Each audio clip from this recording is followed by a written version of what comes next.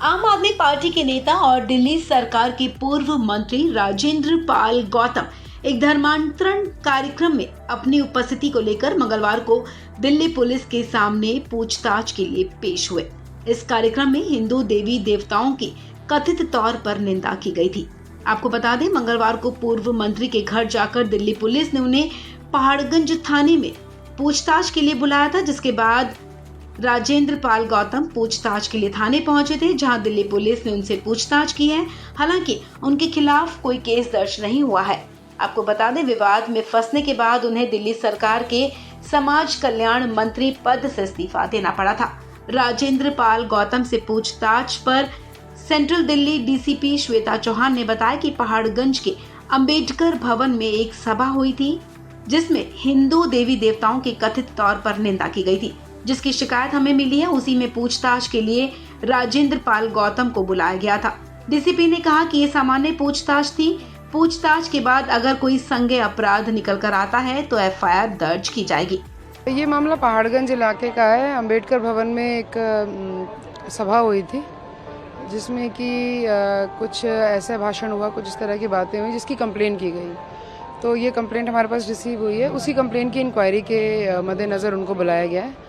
तो it's a normal inquiry, let us see what comes out of it. नहीं, कोई ऐसी कल पूछताछ नहीं हुई थी। हमने उन्हें कल नोटिस सर्व किया था कि वो थाने में आके कुछ हमारे जो कुछ सवाल हैं, जो इंक्वायरी में कुछ सब बातें निकल कर आई हैं, तो उनके जवाब दे दें। क्या मैम इस मामले में एफआईआर दर्ज हो गई है या फिर आगे किस तरह से कार्रवाई रहेगी? अभी it is at the inquiry stage.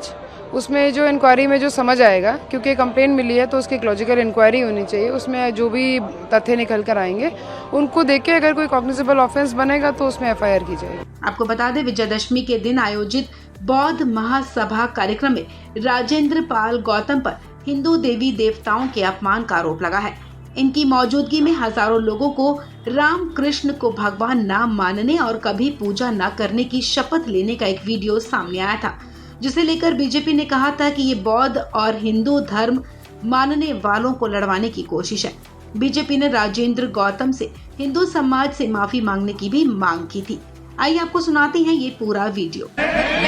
Brahma Vishnu और महेश को कभी ईश्वर नहीं मानूंगा, और ना ही उनकी पूजा करूंगा। मैं राम और कृष्ण को ईश्वर नहीं मानूंगा, और ना ही उनकी कभी पूजा करूंगा। मैं गौरी गणपति आदि हिंदू धर्म के किसी भी देवी देवताओं को नहीं मानूंगा, और ना ही।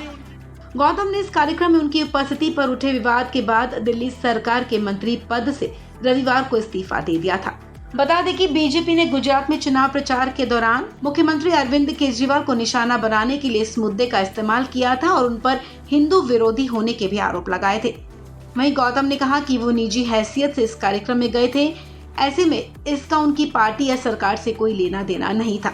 उन्होंने केजरीवाल और आप को निशाना बनाने के लिए भी बीजेपी की निंदा की थी और आरोप लगाया था कि बीजेपी इस मुद्दे पर गंदी राजनीति कर रही है। बता दें कि मंत्री के तौर पर गौतम के पास समाज कल्याण, अनुसूचित जाति एवं अनुसूचित जनजाति विभाग का जिम्मा था। वो सीमापुरी से विधायक हैं।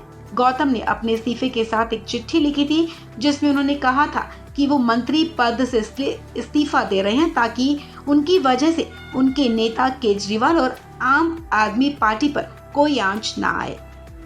इस खबर में फिलहाल इतना ही। तमाम अपडेट्स के लिए आप बने रहें वन इंडिया हिंदी के साथ।